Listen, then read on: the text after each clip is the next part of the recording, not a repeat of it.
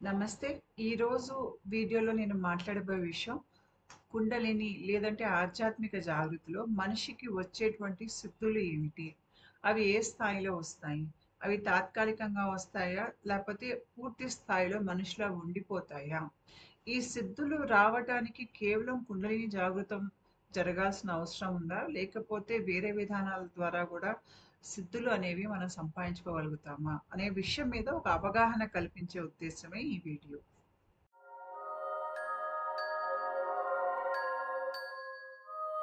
సిద్ధులు అంటే ఏమిటి అంటే, ఏదైతే ఒక మామూలు మనిషికి అందుబాటులో ఉండదో, అసలు అవి ఉన్నాయని కూడా తెలీదు.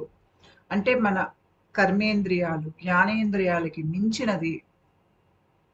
ఇక్కడ మనం ఒక పై స్థాయి శక్తితో గూడా సంబంధం పెట్టుకుంటాం. లేకపోతే మనలో స్పందనను పెంచుకుంటాం ఆ స్థాయికెళ్ళటానికి. సిద్ధులనేవి కేవలం కుండలిని జాగృతంలోనే రావాల్సిన అవసరం లేదు. టాప్ డౌన్ అవేకెనింగ్ అయ్యే వాళ్ళకి కూడా కొన్ని రకాల సిద్ధులొస్తాయి. అంతేకాకుండా తంత్ర పద్ధతుల్లో గూడా దేవతారాధన చేసిన వాళ్ళకి గూడా సిద్ధులు వస్తాయి. ఉదాహరణకి 'తెనాలి రామకృష్ణ' కథ ఉంది. ఆ కథలో తెనాలి రామకృష్ణ తనను తాను గుళ్ళో తాళం వేసేసుకొని, లోపల కూర్చొని అమ్మవారికి తపస్సులాగా చేస్తాడు కొన్ని రోజుల పాటు. అప్పుడు అమ్మవారు ప్రీతి పొంది ఆవిడ ప్రత్యక్షం అవుతారు. ప్రత్యక్షమై తెనాలి రామకృష్ణని దీవిస్తారు సిద్ధితో. ఏం సిద్ధి అంటే అది జ్ఞాన సిద్ధితో దీవిస్తారు.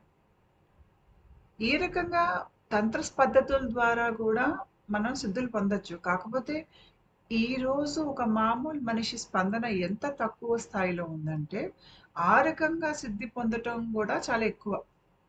కాకపోతే మీరు తంత్ర పద్ధతి ద్వారా సిద్ధులు పొందినా, లేదంటే మీరు కుండలిని జాగృతం అయ్యి సిద్ధులు పొందినా, లేదంటే టాప్ డౌన్ అవేకెనింగ్ ఆహ్, లో మీకు సిద్ధులు వచ్చినా, ఏ రకంగా సిద్ధులు వచ్చినా కూడాను, ఇక్కడేంటంటే ఆ స్థాయిలో మనిషి స్పందన అనేది ఎక్కువగా ఉంటుంది. మనిషి స్పందన గనక తక్కువుంటే, అతను ఎక్కువ భయంలో బ్రతుకుతాడు. మూర్ఖత్వంలో బ్రతుకుతాడు. కాబట్టి ఆ స్థాయిలో మనిషికి సిద్ధులు వచ్చేటువంటి అవకాశం ఉండదు. ఇప్పుడు మన దేహంలో మనందరికీ తెలుసు. సుషుమ్న నాడి ఉందని వెన్నులో. సుషుమ్న నాడి లోపల మనకి చిత్రీయ నాడి ఉంటుంది. చిత్రీయ నాడిలో మనకి తాళు చక్రం ఉంటుంది. తాళు చక్రం ఎక్కడొస్తుందంటే మనకి అంగటి ఉంది కదా! అంగటి వెనక భాగంలో తాళు చక్రం వస్తుంది. ఇక్కడ మనకి అష్టమాత్రికాలు ఉంటారు. కుండలిని జాగృతమైనప్పుడు మనకి కుండలిని కింద నుంచి పైకి వెళ్ళటానికి దానికి రకరకాల నాడులుంటాయి. చిత్రిని నాడి లోపల తాళు చక్రం ఉంటుంది. తాళు చక్రంలో ఈ అష్టమాత్రికాలు ఉంటారు. వీళ్ళ నుంచే మనకి అష్టసిద్ధులు వస్తాయి. అంటే ఇదేంటి? అనిమా సిద్ధి, మహిమా సిద్ధి. అంటే ఈ సిద్ధులన్నీ ఎలా ఉంటాయి అంటే, మన మన ఇష్టమైంది మనం సాధించగలుగుతాం. మనకి బయట వ్యక్తుల మీద, పరిస్థితుల మీద, బయట నుంచి ఏదైనా కావాలి అంటే మనకి అది అనుకూలంగా అవుతుంది. అంతేకాకుండా మనం చిన్నగా అయిపోగలగటం, పెద్దగా అవ్వటం, గాల్లో తేలటం ఇట్లాంటి రకరకాల సిద్ధులనమాట ఇవన్నీను. అంటే ఒక రకంగా జంతువులతో సంభాషించగలగటం. ఇవన్నీ ఈ కోవలోకే వస్తాయి. ఇవన్నీ మనకి తాళు చక్రంలో ఉన్న అష్టమాత్రికాల నుంచి ఈ సిద్ధులు మనకొస్తాయి. అంతేకాకుండా ఈ అష్టమాత్రికాలు ఇంకా 8గా విభజన చెందుతారు ప్రతి ఒక్కళ్ళు. ఆ విభజన చెందినప్పుడు మనకి 64 యోగినులు వస్తారు. 64 యోగినులు మనకి ఇక్కడ తాళు చక్రంలోనే ఉంటారు. వీళ్ళే మనకి సిద్ధులనేవి ఇస్తారు. ఈ 64 యోగినులు ఈ తాళు చక్రం మనకి భౌతిక దేహంలో మన వేగస్ నరం ఉంటుంది. దాంతో సంబంధం ఉంటుంది. అందుకనే ఎవరికైతే వేగస్ నరం చక్కగా పనిచేస్తుందో, అంటే వాళ్ళు గతంలో ఉన్నటువంటి మానసిక గాయాల నుంచి బయటికొచ్చేసి, వాళ్ళు మానసికంగా, శారీరకంగా, భావోద్వేగపరంగా బలంగా ఉన్నారనుకోండి, అప్పుడు వాళ్ళ శరీర స్పందన చాలా ఎక్కువగా ఉంటుంది. అలా శరీర స్పందన బాగా ఎక్కువగా ఉన్న వాళ్ళకి, ఈ 64 యోగినులు మనకి వీళ్ళ గుళ్ళున్నాయి కొన్ని చోట్ల ఇండియాలో. వాళ్ళ గుళ్ళన్నీ ఇట్లా గుండ్రాకారంలోనే ఉంటాయి. ఈ 64 యోగినిలో ప్రతి యోగిని ఏదో ఒక సిద్ధి ఇవ్వగలుగుతుంది. మనిషికి తనకి ఏం సిద్ధి కావాలి అనేది, అతనికి ఏది ముఖ్యం అనేది అతను ఆలోచించుకుని దానికి తగ్గట్టుగా అక్కడ మీకు సాధారణంగా ఈ 64 యోగినులు ఆ పరిసర ప్రాంతాల్లో మీకు చాలా మంది ఇవి తాంత్రిక విద్యలు చేసేవాళ్ళు ఉంటారు. వాళ్ళు వీళ్ళకి మార్గదర్శకత్వం చేసి వీళ్ళని శిష్యులుగా తీసుకుని దేవిని ఏ రకంగా మనం ప్రసన్నం చేసుకుని మనకు కావాల్సింది మనం పొందవచ్చు అనేది వాళ్ళకి తెలుస్తుంది. వాళ్ళు నేర్పిస్తారు కూడా శిష్యులకి. మనకి పూర్వం విక్రమ్ బేతాళ్ అని మన అందరం చందమామ కథలు చదివాము. టీవీలో కూడా సీరియల్ వచ్చింది. అయితే మనకి విక్రమాదిత్యుడు కథకిను ఈ 64 యోగినులకి చాలా దగ్గర సంబంధం ఉంటుంది. విక్రమార్కుడి సింహాసనం ఆ కింద భాగంలో మీకు ఈ 64 యోగినులు ఉంటారు చిక్కబడి. ఇది మనకి చరిత్రలో రాసి ఉంది. విక్రమార్కుడు చాలా సిద్ధులు పొందాడు. ఆ సిద్ధులన్నీ కూడా ఈ 64 యోగినుల రకరకాల సాధనలు చేయటం మూలంగా పొందాడనమాట. మన దేశంలో పూర్వం రాజులు కూడా ఈ 64 యోగినులకి రకరకాలుగా తంత్ర పద్ధతుల్లో సాధన చేసి వాళ్ళ దీవెనలు పొంది బలంగా తయారయ్యేవారు. ఆధ్యాత్మికంగా, శారీరకంగా, మానసికంగా దృఢంగా బలంగా ఉండేవారు. తర్వాత ఇతరత్ర సిద్ధులు కూడా వాళ్ళ నుంచి వచ్చేవన్నమాట. మన దేహంలో వెన్నుముక్క ముందు భాగంలో శంకిని నాడి ఉంటుంది. ఇక్కడ బొమ్మలో చూడండి, మీకు శంకిని నాడి కనిపిస్తుంది వెన్ను ముందు భాగంలో. అది కింద నుంచి పైకి మనకి ఇంచుమించు ఈ మిడ్ బ్రెయిన్ ఉంటుంది కదా, మిడ్ బ్రెయిన్ దాకా వచ్చి సహస్రార చక్రంకి మన సహస్రార చక్రాన్ని కనుక పువ్వు అని అనుకుంటే ఆ పువ్వుకి మనకు ఒక కాడ ఉంటుంది చూడండి. ఈ శంకిని నాడి అలాగా ఒక కాడలాగా వచ్చి సహస్రార చక్రానికి కింద వైపున కాడలాగా ఉంటుంది. అంటే ఈ శంకిని నాడి ఇంచుమించు మీకు ఈ మిడ్ బ్రెయిన్ రీజన్ లో ఇక్కడ ఆగిపోతుంది అనమాట. పైకి సహస్రారానికి చేరదు అది. నా అనుభవంలో నాకు అర్థమైంది ఏంటంటే శంకిని నాడికి సిద్ధులకి చాలా దగ్గర సంబంధం ఉంటుంది. మనకి వెన్నులోంచి వెళ్ళినప్పుడు కూడా కుండలిని కొన్ని సిద్ధులు అనేవి వస్తాయి. అలా వెళ్ళకపోయినా కూడా ఈ శంకిని నాడిలోకి వెళ్ళినా కూడా సిద్ధులు వస్తాయి. చాలా మంది పూర్వం ఏం చేసేవారంటే కుండలిని జాగృతం చేసుకుని కుండలిని సహస్రారానికి తీసుకెళ్లకుండా ఇక్కడ విశుద్ధ చక్రం దగ్గర మీకు శంకిని నాడి లోపలికి ఎంట్రీ ఇక్కడ ఉంటుంది మీకు ఒకటి. అక్కడి నుంచి లోపలికి తీసుకెళ్లేవారు కుండలిని. నేను ఇందాక మీకు చెప్పా కదా, శంకిని నాడి సహస్రార చక్రాన్ని కనుక మనం ఒక పువ్వులాగా అనుకుంటే దాని కింద కాడలాగా చుట్టుకుని ఉంటుంది పువ్వుకి. అక్కడి నుంచి సహస్రార చక్రానికి మార్గం లేదని చెప్పాను కదా. చాలా మంది తంత్ర సాధన చేయాలనుకునే వాళ్ళు వాళ్ళకి ఇంకా జ్ఞానపరంగా వెళ్ళట్లేదు. అంటే నేను బ్రహ్మజ్ఞానాన్ని పొందాలి అనే ఆశ కోరిక లేదు వాళ్ళకి. వాళ్ళకి ఏంటంటే సిద్ధులు తెచ్చుకుని బయట లోకం మీద పట్టు తెచ్చుకోవాలనేటువంటి ఈ దాహం ఎక్కువ ఉంది వాళ్ళల్లో. ఇక్కడ కుండలిని శక్తిని వాళ్ళు ఈ విశుద్ధ చక్రం నుంచి లోపలికి శంకిని నాడిలోకి పంపిస్తారు. అక్కడికి పైకి వెళ్ళేసరికి అక్కడ వాళ్ళకి రకరకాల సిద్ధులు అనేవి రావటం. ఇక్కడ ఇంకోటి ఏమవుతుంది మీరు అర్థం చేసుకోవాల్సింది, భూమి మీద మీకు పై స్థాయి దైవిక శక్తులు ఉన్న దగ్గరే మీకు దిగువ స్థాయి చీకటి శక్తులు కూడా బాగా ఉంటాయి. ఎవరికైనా బాగా సిద్ధుల మీద కాంక్ష ఉందనుకోండి, ఈ చీకటి శక్తులు ఆ మనుషుల్ని బాగా వాళ్ళు పసిగడతారు. పసిగట్టి ఒక స్థాయి అతను స్పందన గనక ఎక్కువ ఉంటే, ముఖ్యంగా అతని కుండలిని శక్తి పైకి వెళ్తుంటే వాళ్ళు ఆ మనిషి దగ్గరకు వస్తారు. ఒక రకంగా ఒక బిజినెస్ డీల్ లాంటిది అనమాట.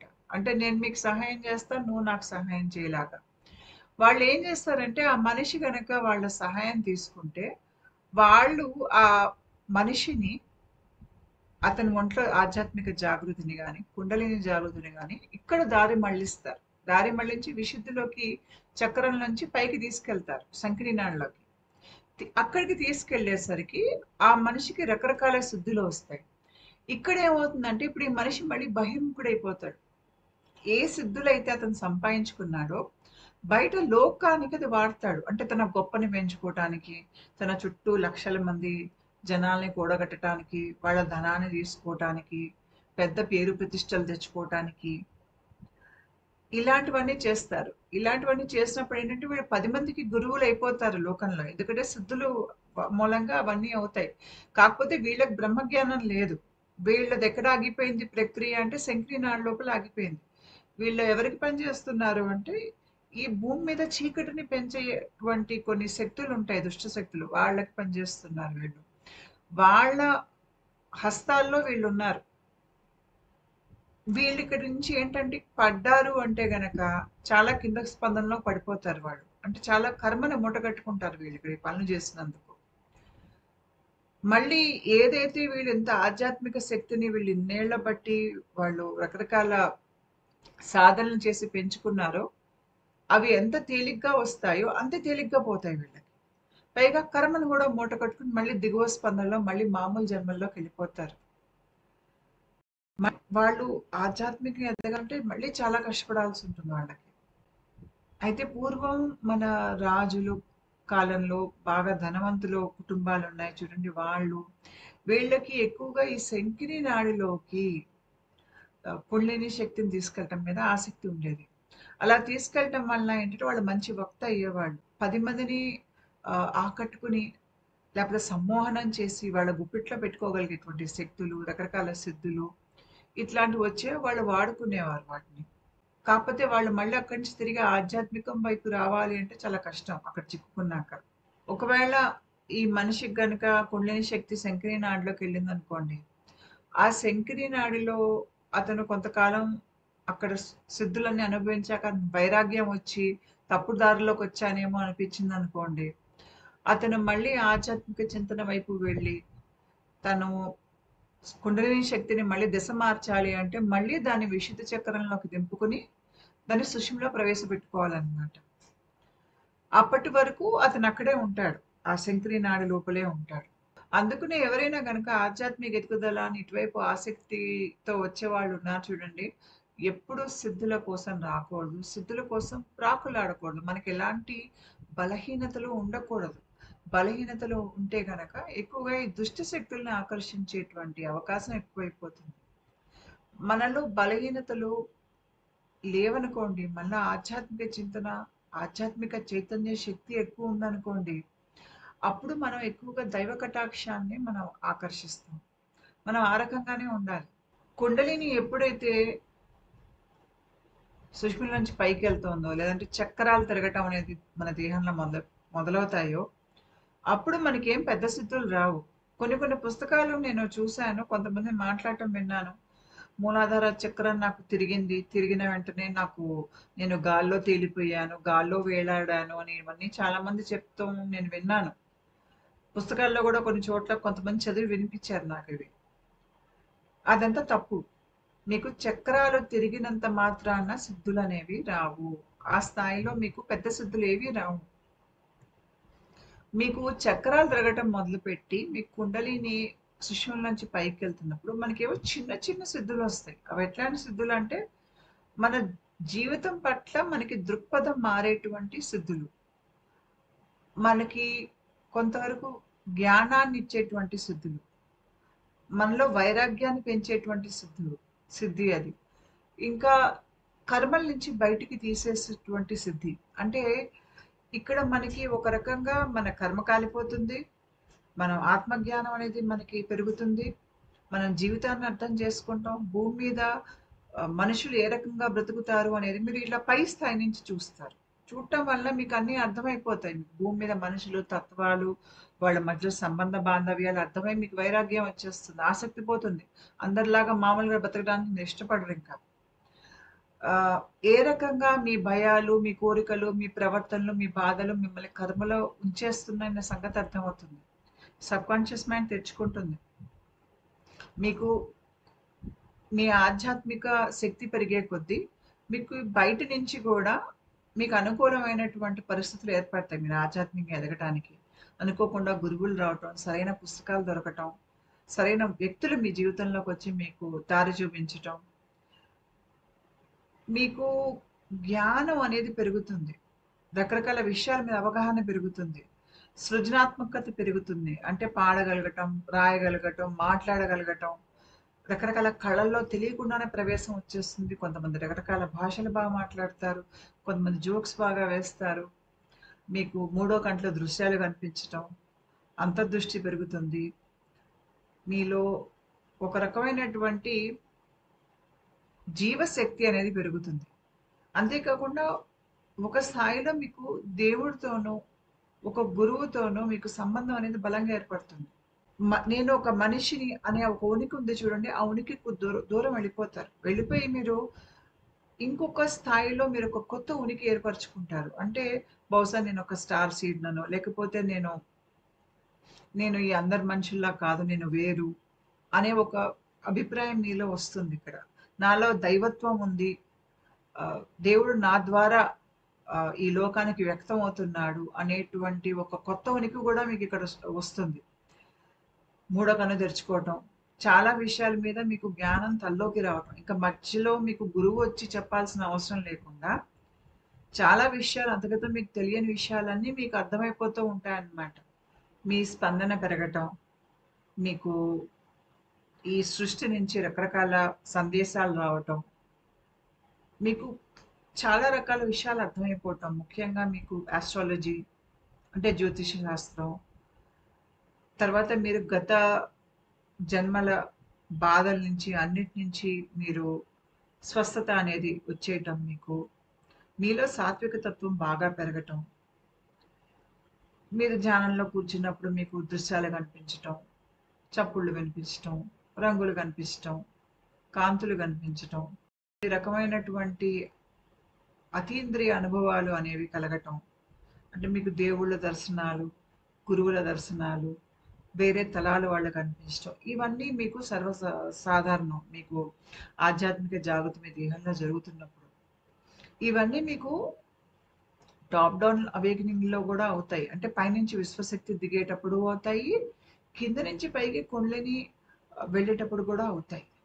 కాపోతే మీకు కింద నుంచి పైకి కుండలిని వెళ్ళేటప్పుడు ఆ చక్రాలకి సంబంధించినటువంటి అద్భుతమైనటువంటి సిద్ధులు ఏవైతే మనకి మొత్తం ప్రక్రియ పూర్తయ్యాక వస్తాయో, ఏవైతే చాలా తక్కువ మందిలో వస్తాయో, అవి వచ్చేసాయి, నాకు చక్ర తెరుచుకోగానే వచ్చేసాయి అని ఎవరైనా గనక మీకు మీరు ఏ పుస్తకంలో అయినా చదివారనుకోండి, ఆ పుస్తకం తప్పు అని అర్థం చేసుకోండి.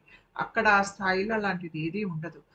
ఇప్పుడు నా దేహంలో కింద మూలాధార చక్రం నుంచి నాకు ఆజ్ఞ చక్రం పైన మనశ్చక్ర, బుద్ధి చక్ర గూడా తిరుగుతున్నాయి.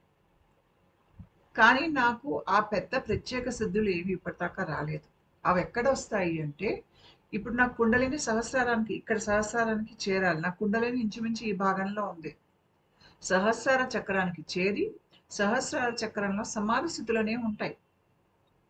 సమాధి స్థితుల్లో మనం ఎంతకాలం గడుపుతాం అనేది ఇంకా నాకు తెలీదు. ఎందుకంటే ఇప్పుడు మొదలవబోతాయి నాకు నా ప్రక్రియలు. ఆ సమాధి స్థితుల్లో చాలా కాలం సమాధి స్థితుల్లోకి వెళ్తూ, వస్తూ గడిపి, కుండలిని మనకి ఒక స్థాయిలో మొత్తం మనల్ని మార్చేస్తుంది. మనలో దైవత్వాన్ని పెంచేస్తుంది. అదయ్యాక ఏం చేస్తుందంటే ప్రక్రియ పూర్తయ్యాక మళ్ళీ కుండలిని సహస్రారం నుంచి కిందకి దిగుతుంది దేహంలో. దిగి మూలాధారానికి వెళ్తుంది మళ్ళీ. మళ్ళీ మూలాధారానికి వెళ్ళి, మళ్ళీ మూలాధారం నుంచి మళ్ళీ పైకి లేస్తుంది ఇంకోసారి. లేచి ఏదో ఒక పై చక్రంలో ఆగిపోతుంది. ఇంకా ఎందుకంటే మనిషి పై చక్రం నుంచే బ్రతుకుతాడు. ఇంక కింద చక్రం నుంచి బ్రతకడు కాబట్టి, మళ్ళీ పైకొచ్చి పై చక్రాల్లో ఏదో ఒక చక్రం నుంచి కూర్చొని అక్కడి నుంచే ఈ దేహం మీద కుండలిని తన అదుపు అనేది ఉంచుకుంటుంది. అయితే ఆ రెండోసారి కింద నుంచి పైకెళ్ళేటప్పుడు, అప్పుడు మీకు చక్ర సిద్ధులనేవి అక్కడ యాక్టివేట్ అవుతాయి. అంటే మీకు కుండలిని ప్రక్రియలో సిద్ధులు ఎప్పుడొస్తాయి అంటే, మనకి ఇంచుమించు సిద్ధుల మీద ఏ కోరిక లేనప్పుడు వస్తాయనుకోవచ్చు. ఎందుకంటే అప్పుడు మనం మన లోపల ఉన్న భయాల్ని జయించేసాము. మనలో ఉన్న బాధల్ని జయించేసాము. కోరికల్ని జయించేసాము. ఇంక మనం బయట నుంచి ఇది కావాలి అనే ఆకాంక్ష మనకి లేదు. ఏ ఆకాంక్ష లేనప్పుడు మన సిద్ధుల్ని ఎక్కడ వాడతాం? ఎక్కడా వాడం. కాబట్టి మనకి ఆ స్థాయికి ఏంటి అంటే, ఈ సిద్ధులు వస్తాయి. కాకపోతే ఈ వాడే ఉద్దేశం మనకప్పుడు ఉండదు. ఇప్పుడు కుండలిని జాగృతమైనా గూడా అందరికీ అన్ని రకాల సిద్ధులు రావు. కుండలిని ఏ మార్గం ద్వారా పైకెళ్ళింది అంటే కింద మూలాధారం నుంచి ఇక్కడ ఆగ్య చక్రం పై భాగం మకర వరకు ఏ మార్గం గుండా వచ్చింది, ఆ మార్గానికి సంబంధించినటువంటి సిద్ధులు వస్తాయి మనకి. ఆ మార్గంలో మనకి చిత్రీనాడి ఉంటుంది, బ్రహ్మనాడి ఉంటుంది, సుషుమ్న ఉంటుంది. ఈ మూడింట్లో దేంట్లోంచి వెళ్ళింది? ఈ మూడింట్లోంచి కాకుండా మనకి ఇంకొన్ని నాడులు ఉంటాయి, అవి మనకి సుషుమ్న బయట ఉంటాయి. పైగా అవి సహస్ర చక్రానికి చేరవ మార్గాలు. సరస్వతి నాడి, లక్ష్మీ నాడి, వజ్ర నాడి ఉంటాయి. వాటి ద్వారా కూడా కుండలిని శక్తి తలలోకి వెళ్తుంది. అవి కష్టమైనటువంటి కుండలిని రైజింగ్స్. అలా వెళ్ళినప్పుడు ఏమవుతుందంటే ఆ నాడి తాలూకు సిద్ధులు అనేవి ఆ మనిషికి వస్తాయి. ఎందుకంటే కుండలిని ఆ నాడిలో తిరుగుతోంది కాబట్టి. ఉదాహరణకి మనకి సరస్వతి నాడి తీసుకున్నాం అనుకోండి. సరస్వతి నాడి వచ్చి నాలుకలో మీకు దానికి సంబంధం ఉంటుంది నాలుకకి. కాబట్టి సరస్వతి నాడిలో గనుక కుండలిని పొరపాటున వెళ్ళింది అనుకోండి, ఆ మనిషి బాధపడతాడు వెళ్ళినందుకు. బ్రహ్మజ్ఞానం రాదు కానీ రకరకాల విషయాల మీద పట్టొస్తుంది. సరస్వతీదేవి ఆ మనిషి నాలుక మీద కూర్చుని మాట్లాడినట్టుగానే అతని జ్ఞానం అనేది ఆ స్థాయిలో ఉంటుంది. రకరకాల కళల మీద పట్టొస్తుంది. అది ఎందుకు వస్తుంది అంటే కుండలిని సరస్వతి నాడిలోకి వెళ్ళినందుకు వస్తుంది. ఆ రకంగా మీకు సహస్రార చక్రానికి చేరకుండా ఉండేటువంటి నాడుల్లోకి వెళ్ళినా కూడా కొన్ని సిద్ధులు అనేవి వస్తాయి. కాకపోతే ఈ సిద్ధులు తాత్కాలికమా, అవి పూర్తి స్థాయిలో ఉంటాయనేవి చెప్పలేము. కొన్ని కొన్నిసార్లు అవి పూర్తి స్థాయిలో ఉంటాయి, కొన్ని కొన్నిసార్లు అవి తాత్కాలికంగా ఉంటాయి. కానీ కుండలిని సుషుమ్నలోకి వెళ్ళింది అనుకోండి, అప్పుడు మీకు సుషుమ్నకి తగ్గట్టుగా మీకు సిద్ధులు వస్తాయి. బ్రహ్మనాడిలోకి వెళ్తే ఆ సిద్ధులు వేరే ఉంటాయి. చిత్రీయంలోకి వెళ్తే ఆ సిద్ధులు వేరే ఉంటాయి.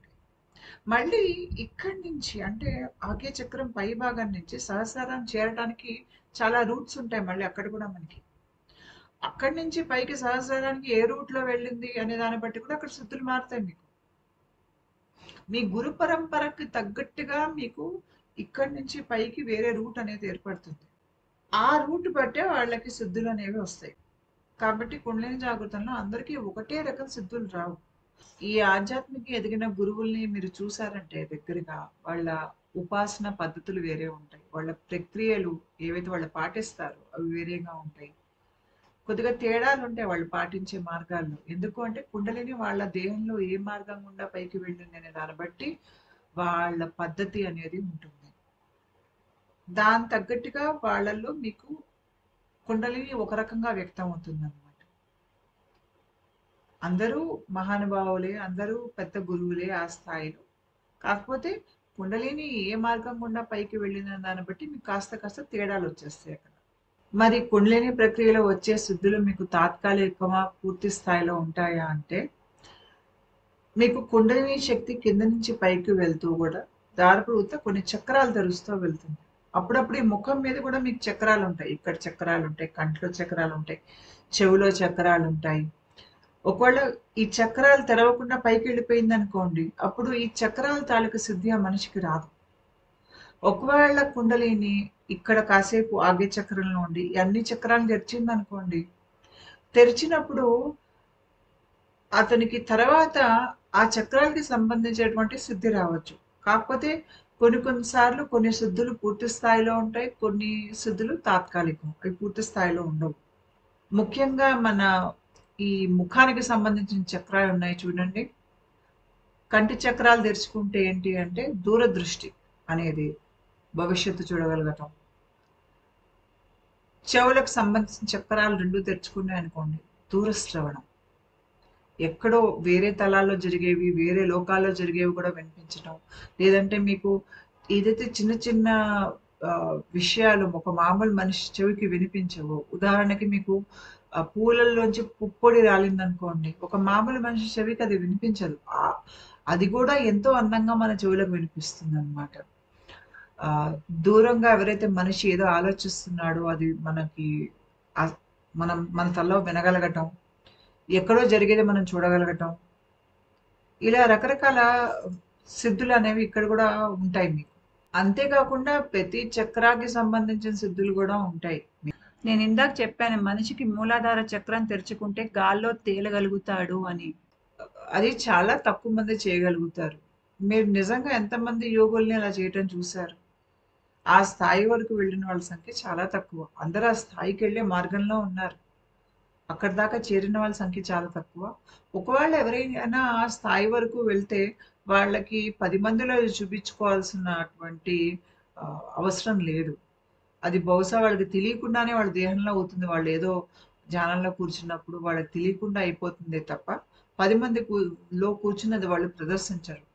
మన గుండె మీద, మన ఊపిరి మీద మనకి ఒక స్థాయిలో మనకి పట్టు రావటం. అంటే మనకి ఎప్పుడు కావాలంటే అప్పుడు మన గుండె ఆపేసుకోగలగటం. దేహాన్ని వదిలేసి బయటికెళ్ళిపోగలగటం. సూక్ష్మ లోకాలు తిరిగి రాగలగటం.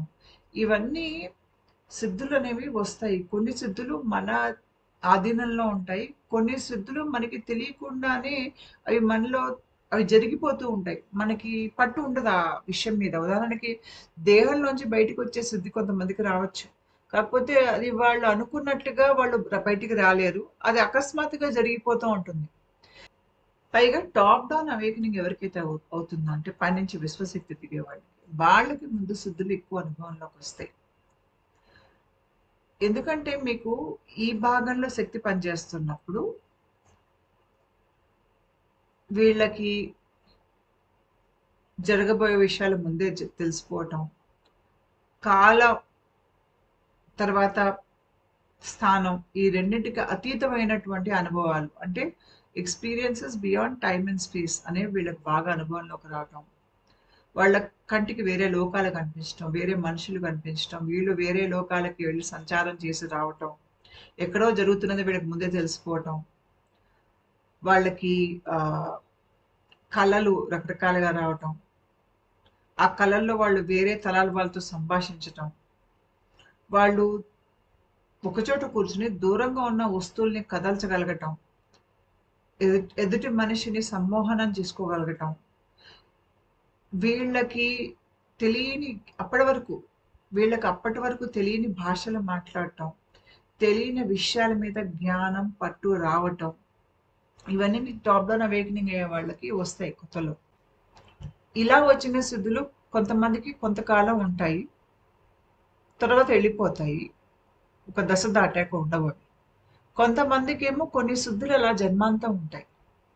వీళ్ళలో చాలా మంది చాలా అందంగా కవిత్వాలు రాయటం, పుస్తకాలు రాయటం, కథలు రాయటం, ఇవన్నీ అంటే ఒక మామూలు మనిషి తెలివి స్థాయి కన్నా కూడా ఎక్కువ స్థాయిలో వీళ్ళ తెలివి పనిచేస్తుంది. కాబట్టి వీళ్ళకి సైన్స్ అవనివ్వండి, లేదంటే ఆర్ట్స్ అవనివ్వండి, మ్యాథమెటిక్స్ రకరకాల సబ్జెక్ట్స్ ఉంటాయి కదా!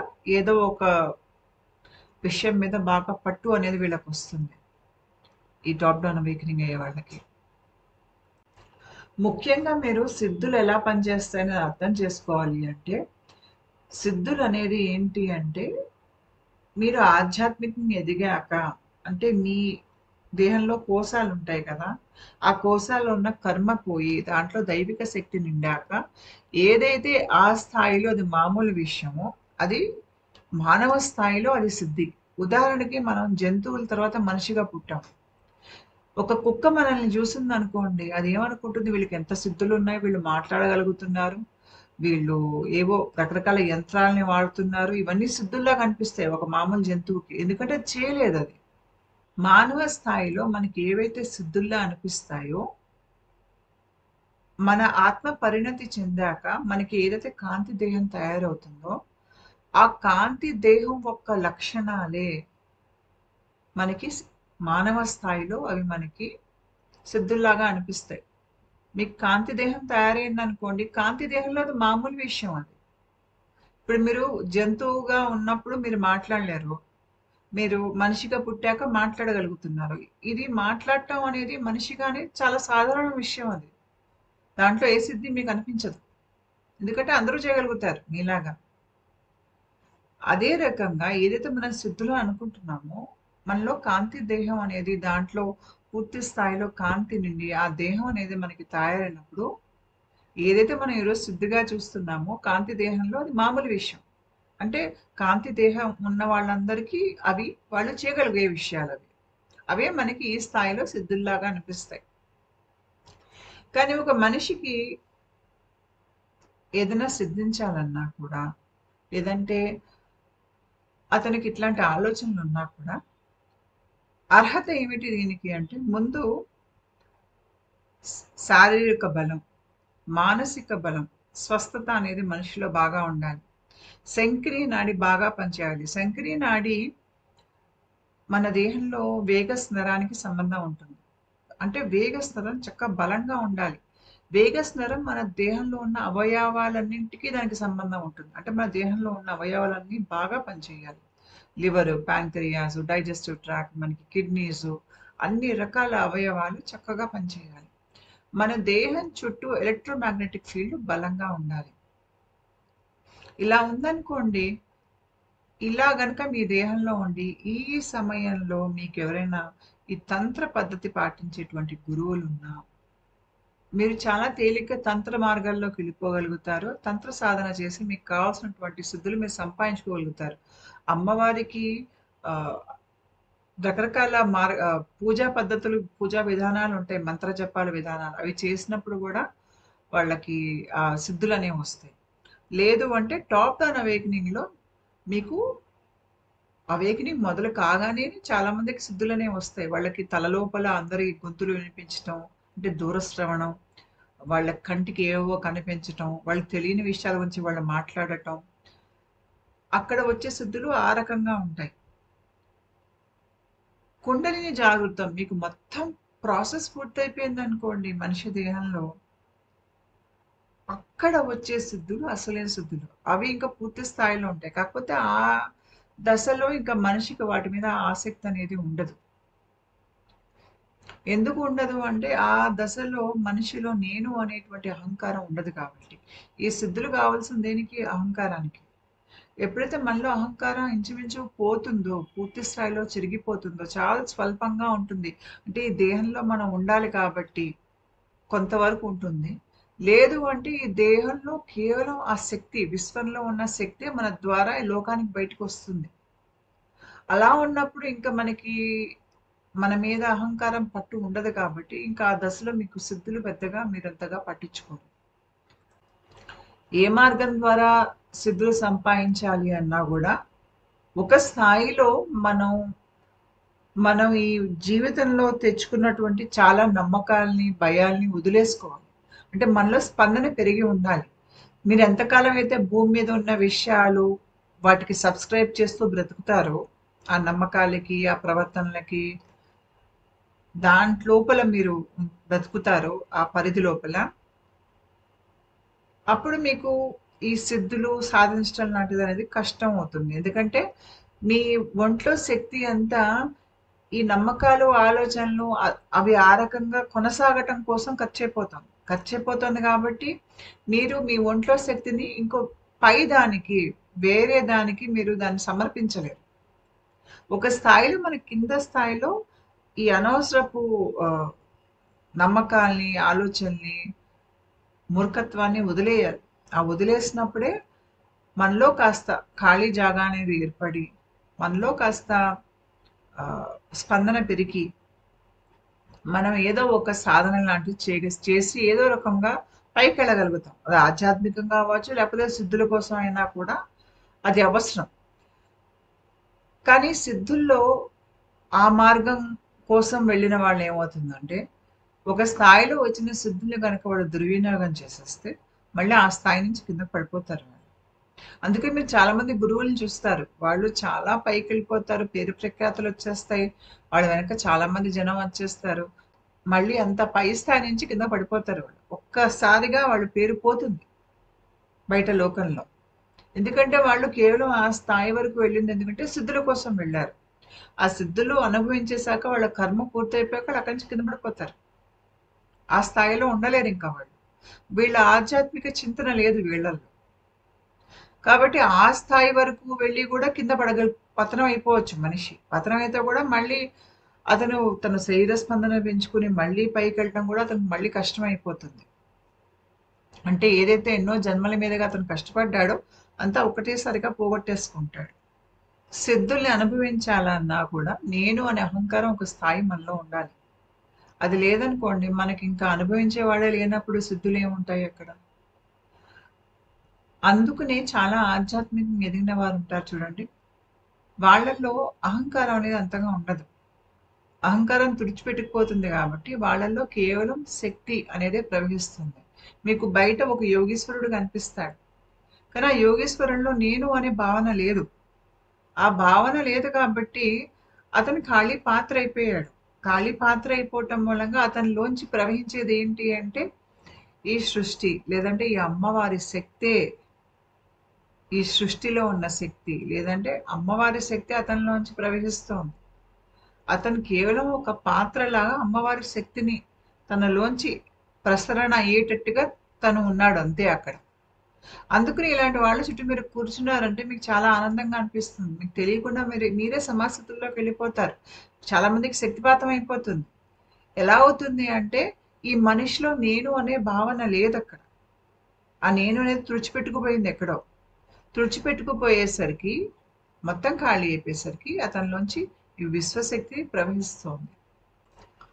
మీరు పుస్తకాలు చదివి పుస్తకాల్లో ఈ చక్రాలు తెరుచుకుంటే ఈ సిద్ధులు ఉన్నాయి, ఆ చక్రాలు తెరుచుకుంటే ఆ సిద్ధులు ఉన్నాయని ఇలాంటి పుస్తకాలు ఏమైనా ఉంటే దయచేసి చదవకండి.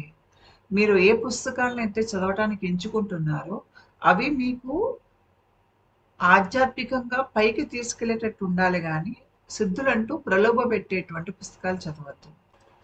ఎవరికైనా కుండలిని జాగృతం దేహంలో మొదలైంది, కుండలిని శక్తి లేచింది, లేచినప్పుడు కుండలిని శక్తి మీకు 3.5 చుట్లు చుట్టుకున్నటువంటి పాముగా మొదటిసారి దర్శనమిస్తుంది. ఆ దర్శనం ఇచ్చిన కొన్ని వారాలు లేకపోతే కొన్ని నెలల్లోనే మీకు ప్రక్రియ మొత్తం పూర్తయ్యాక ఏ సిద్ధులు వస్తాయనేవి మీకు తల లోపల చిత్రాలు చూపిస్తుంది. నాకు చూపించింది. అంటే నాకు కుండలిని జాగృతమైన ఇంచుమించు ఒక 2 నెలలు 3 నెలల తర్వాత కుండలిని పాము తన నోరు తెరిచి నోట్లోంచి ఏవో బయటకు ఆకారాలు విడుదల చేసింది. నాకు 3వ కంటిలో చూశాను. ఆ ఆకారాలన్నీ బయటకు వస్తూ నా కంటి ముందు రూపం అనేది దాలుస్తున్నాయి. ప్రతి ఆకారం నాకు ఒక చిన్న సందేశం ఇస్తోంది. అదేంటి అంటే ఈ ప్రక్రియ అంతా పూర్తయ్యాక నీకు ఏ సిద్ధులు పూర్తి స్థాయిలో నీలో ఉంటాయనేవి నాకు ఒక 8, 9 చూపించింది కుండలిని శక్తి. అంటే మీకు ఒక రకంగా ప్రక్రియ మొదలయ్యేటప్పుడే కుండలిని శక్తి నిర్ణయం తీసేసుకుంటుంది.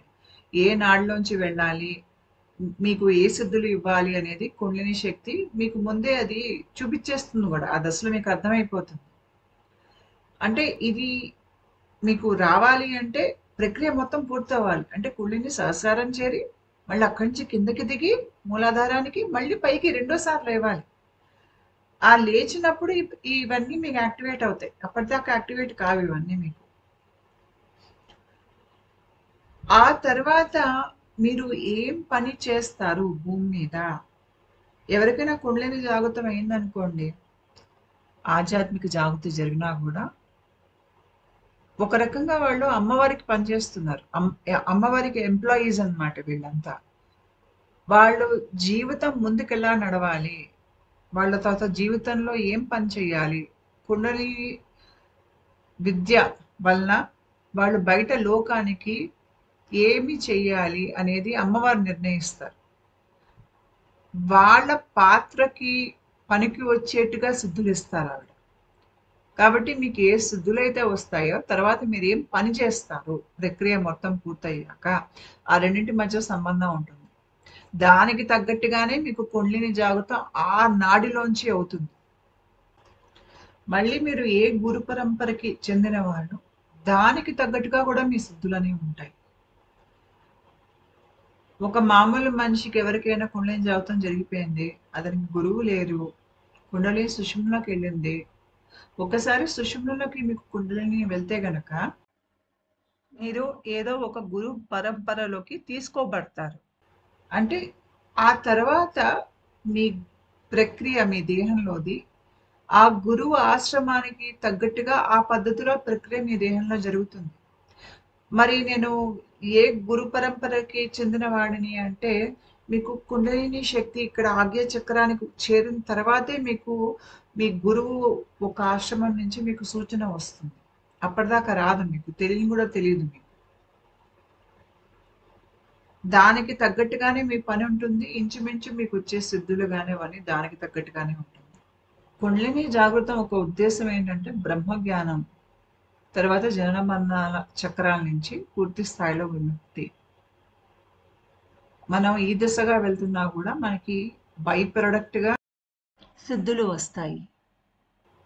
కాకపోతే సిద్ధులు అనే వాటిలో పెద్దగా కూరుకోకూడదు. ఆలోచన కూడా అనవసరం. వచ్చినా కూడా వాటిని వాడకూడదు. అవి మన 10 మందికి పనికొస్తే మీరు వాడాలనిపిస్తే అది వాడటం వేరే సంగతి గానీ, 10 మందికి ఉపయోగిస్తున్నప్పుడు నేను అనేది అక్కడ ఉండదు. ఉండదు కాబట్టి అక్కడ అమ్మవారే చూసుకుంటారు. అది మీ ప్రమేయం లేకుండా జరిగిపోతుంది. మనం ఈ సిద్ధుల్ని సొంతానికి వాడుకున్నప్పుడు నాకు సిద్ధి వచ్చిందని మనం అనుకున్నప్పుడు ఏంటంటే, మనం ఒక రకంగా మళ్ళీ అహంకారంలో కూరుకుని పతనం అయిపోతాం. కాబట్టి మన దృష్టి, మన ఉద్దేశం ఇవి సిద్ధులు సంపాదించడం దాని మీద ఉండకూడదు. అది కేవలం ఒక బై ప్రొడక్ట్ అంతే. మన దృష్టి అంతా ఆత్మజ్ఞానం మీద. తర్వాత జనన మరణ చక్రాల నుంచి బయటపడే దాని వరకే మనకి ఉండాలి. అలా ఉన్నప్పుడు ఏంటంటే మన శరీర స్పందన పెంచుకుని ఇంకా మనం పతనం కాము మళ్ళీ వచ్చి జనన మరణ చక్రాల్లో చిక్కుకోము. అది మనం దృష్టిలో పెట్టుకుని ముందుకు వెళ్ళాలి ఇప్పుడు ఆధ్యాత్మిక సాధనలో. ఉంటానండి. నమస్కారం.